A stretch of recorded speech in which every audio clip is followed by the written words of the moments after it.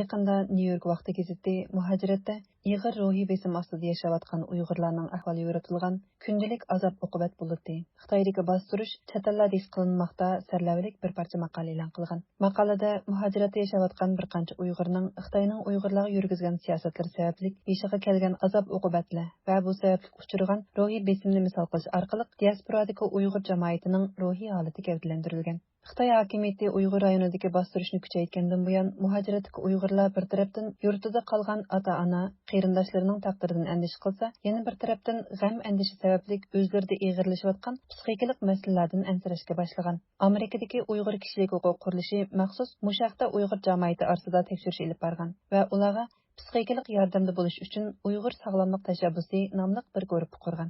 Mazkur qurilishning tashqi ishlarga mas'ul xodimi Luisa Gerev xonim bu haqda ziyoratimizni qabul qilib mundaq dedi. Actually, every Uyghur in the diaspora is suffering tremendous trauma. Əməliyyatda diasporadakı hər bir Uyğurның ağır psixikalik məsələsi var.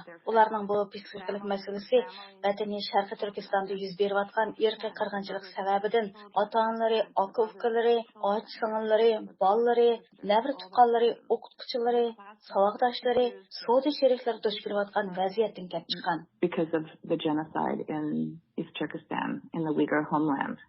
U yana dunyoning har qaysi joylarida yashayotgan Uyg'urlarning psixikalik ahvolini tekshirish natijasida his qilgan Uyg'urlarda hozir ko'p ko'rilayotgan psixikalik masalalarning alomatlari haqida to'xtalib mundaq dedi. This trauma affects everyone's daily life because they have nightmares, they have stress, they feel emotionally distraught. Bu psixikalik masala hammalarning kundalik hayotiga ta'sir qildi. Ularni doim qor besib qoladi ekan. Ig'ir ruhiy besim ostida o'zini hissiy jihatdan nihoyat ojiz his qiladi ekan. Bu xil alomatlar ba'zilarda kuchli, ba'zilarda ojiz ko'rildi. Hatto ba'zilar hech nima his qilmaydi. Ichi qop-quruq, umidsiz holatda o'zini xuddi minib yurgan murdada his qiladi. Ba'zilari ishlarni nihoyat jiq o'ylaydigan, hamma narsadan andish qiladigan bo'lib qoldi. Oilasidan turmada yoki lagerga qamalganlar uchun doim jiddiy bir ishlarni qilmasa bo'lmaydigandek ig'ir besim ostida yashaydi. Bu xil ruhiy holat ularning jismoniy sog'lomligiga ham ig'ir ta'sir ko'rsatadi. And this hyper stress, hyper arousal it's called, also is tremendously damaging to people's health.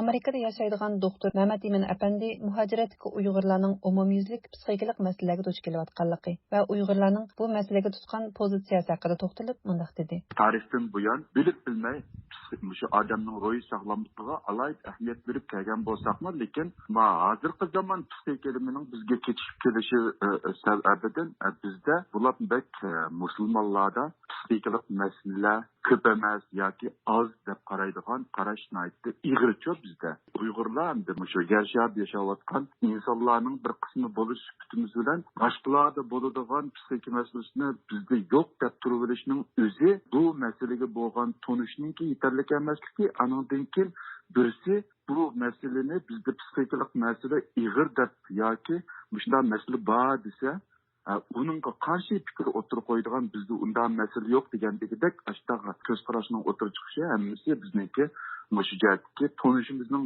yetarli emasligidan kelib chiqqan deb qarayman. Hozir hamda bizda sal mubolag'a qilib aytgan vaqtida muajiratda yashayotgan Uyg'urlarningki psixikasida 100% normal deydigan odam yo'q-ku hozir.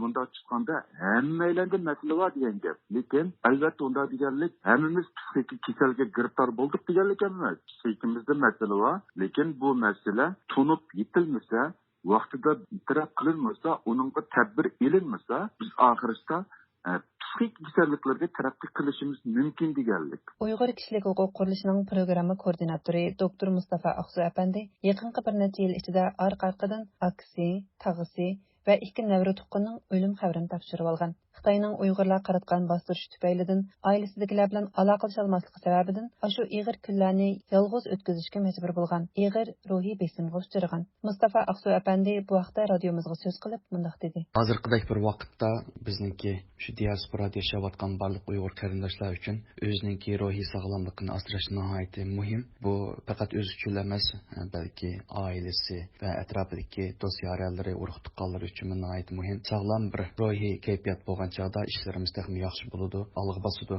Ayt afsuski, Xitoyda bo'layotgan ishlar tufayli biz chet elda yashayotgan Uyg'urlarmi ig'ir darajada ruhiy azob tortyapmiz. Men va o'zim boshqa atrofimdagi do'stlarimni doim paranglashimiz bu to'g'risida. Nurg'un men taniydigan Uyg'urlarning asosiy jihatini hammasi o'ziniki ruhiy jihatdan tushkunlashganligini, azoblanayotganligini menga ko'p aytadi. Shunga men kimni ko'rsam paranglasam shu therapy deymiz. Cho'qim ruhiy jihatdan, psixik jihatdan fikr beradiganlar terapiyalar. Shulardan cho'qim yordam so'rash kerak deb o'ylayman. Menimcha shu urug'-tuqqanlarimizdan xabar olmayotgan, normal aloqalashamayotgan shunday bir mezgilda o'zimizningki tortayotgan ruhiy azobini so'zlash mencha xijil bo'lgan ish emas. Hamda bu necha yillar burun bo'lgan bo'lsa, masalan 5-6 yil burun o'liklar bilan normal aloqa qilgan vaqtlarda hamda balki u vaqtlarda agar so'zlash olmagan bo'lsa, uni boshqacha tushunib bo'ldik. Hozirgi bunday ahvollarda mencha bu xijil bo'lgan ish emas. Shunga qarindoshlarningki shu fursatlarda hamda nurg'ulg'an mulozimatlar bor shu davlatning o'zida. Bu shundan yaxshi foydalanish Doktor Mehmet Emin Efendi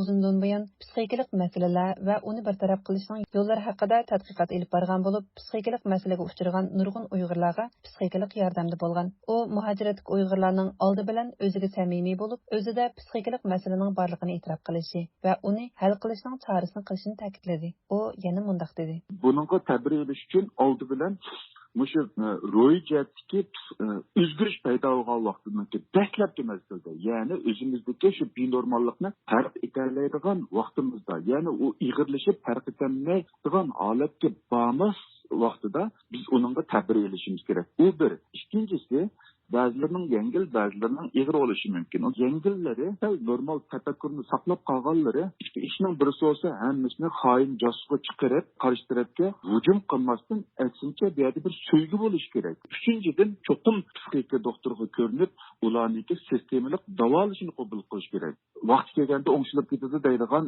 bir mesele emez. Bu iğirleşip derse, hatta İkinci evlat, üçüncü evlat konu tesir gösterdi. Hem bir taraftan, irsi taraftan tesir gösterse, yani birisi bala tuğulgandan keyin şu balını binormal psixikimizden terbiyeleganligimiz için bizninki nurg'un osal ruhiy kayfiyatlarımız balaga singib mangadicha bu. O'zimiz bilan tugatadigan ish emas, millatninki keyingi avlodlarga ta'sir qiladigan bir ahvol. Buning mening eng maslahatim birisi, buni xalqning bir ojizligi, kamchiligi deb uni tutulib, uning qo'llanish emas, uningga bir yizida qilish, bir suygi muhabbat bilan ularga yordam berish kayfiyatini yaratishimiz kerak. Anadaki ulama amal va o'zi ishinidigan ko'ngil yaqin odamlarga ishini to'kash kerak. Çünkü buni ishini to'kash mushu psixikalik masalalarni o'zgartirishda eng muhim bo'lgan birinchi qadam. Meniki tavsiyarim, agar psixika doktoriga ko'rinish nima sharoiti bo'lsa, cho'qim psixika doktoriga ko'rinish, agar undaq bir sharoit bo'lmagan vaqtida o'zi ishonchli,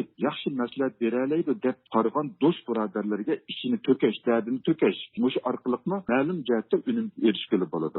Loisa Giris xonim oxirida psixikalik yordamga ehtiyojli kishilarning Uyg'ur sog'lomlik tashabbusining to'rbeti orqali ashu guruhidagi psixika doktorlaridan haqsiz yordamga erishaoladiganligini bildirdi.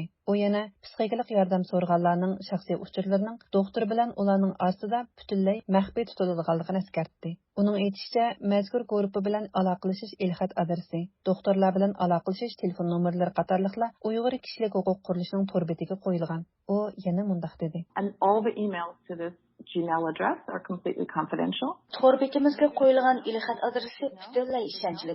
Uyg'urlar mushu programmaning anglag'uvchilari shuni bilishi kerakki, albatta hech kimning cho'qim doktor bilan ko'rishish vazifasi yo'q. Lekin siz u ishni jimjitla o'zingiz uchun qiling. Doktor hatto sizning haqiqiy ismingizni so'ramaydi. Nobody asks them to tell their real name.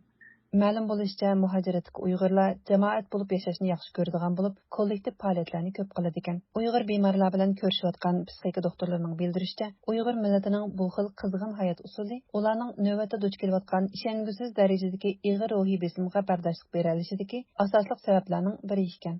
Bu programmani Nuriman tayyorladi.